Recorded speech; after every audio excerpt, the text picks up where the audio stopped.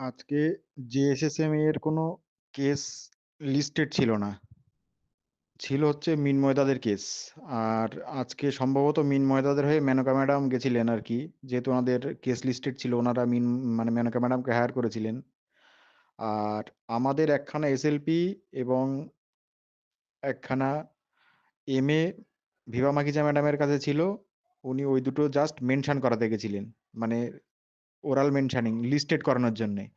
আমাদের আর না ছিল আজ কোনো আর্গুমেন্টেড ডেট আর আ না ছিল আমাদের কোনো কেস লিস্টেড। শুধু মেনশন করিয়ে ভিভা ম্যাডাম এই দুটোকে মানে লিস্টেড করাতে গেছিলেন। তো মেনশন করানোর সময় ওখানে কল্যাণ বন্দ্যোপাধ্যায় ছিল। ওরা মনে হয় গেছিল সম্ভবত যেহেতু মিনময়দাদের একটা কেস লিস্টেড আছে ২৬ নম্বরে তাই হয়তো মানে কল্যাণও প্রেজেন্ট ছিল কোর্টে। তো এটা এই যেটুকু হয়েছে, যেটুকু মানে কথাবার্তা হয়েছে এটা কিন্তু মানে যে হিয়ারিং মানে লিস্টেড কেসের হিয়ারিং অনুযায়ী কিন্তু হয়নি। জাস্ট মানে মেনশন পারপাস। তো সেই মেনশন পারপাস যে কটা ১ টা ২ টো দেখুন মেনশনে তো বেশি আর্গুমেন্টের মতো সমস্ত পয়েন্টস বলা যায় না বা সবকিছু আলোচনা করা যায় না। তো স্টেটের যে মূল জায়গা যে আইএফআইএল এর যে দাবিটা ছিল সেই দাবিটা স্টেট কিন্তু মানে রেখেছিল যে আমরা এই কারণে এমএ ফাইল করেছি আমাদের ৭ তারিখে পরীক্ষা নিতে হবে।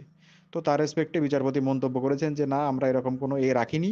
ওরা ম্যান্ডেটরি নয় যে পরীক্ষা পেছাতেই হবে এটা কিন্তু ম্যান্ডেটরি লাস্ট লাইনে নয়।" তো এটা কিন্তু বিচারপতি বলেছেন। আর আসল কেসটা আগামীকাল উঠবে। সমস্ত কেস একসঙ্গে কিন্তু লিস্টেড হবে। কি ফয়সালা হবে সেটা কিন্তু কাল হবে। মানে হিয়ারিং এর ডেট কিন্তু অরিজিনালি কাল আমাদের কেসগুলোর। কালকে দুখানা আমাদের দুখানা এসএলপি একসঙ্গে আশা করি কালকে একসঙ্গে উঠবে। তো ২ দিক থেকে দুখানা উম সিনিয়রকে রাখা হচ্ছে। ওনাদের কাজ সবকিছুই মানে ভালো করে মানে বলে দেওয়া হবে। রিকোয়েস্ট করা হয় বারবার যেন আমাদের এই দাবিগুলো ঠিকঠাকভাবে রাখা হয়। এই মুহূর্তে যেটুকু মানে দাবি আমাদের আছে আরকি। সেটা আ প্যারা 49 টাতে এমএটা না উঠলে হবে না।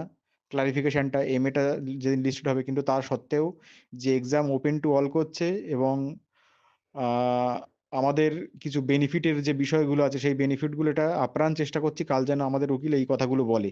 বেনিফিটের কথা এবং তার সঙ্গে যে government exam open to all করে দিয়ে আমাদের একটা মানে অনিশ্চিত ভবিষ্যতের দিকে ঠেলে দিয়েছে। এই কথাগুলো উকিলকে আজকে আপ্রাণ চেষ্টা করব কাল যেন এই আর্গুমেন্ট গুলো ভালো করে করেন।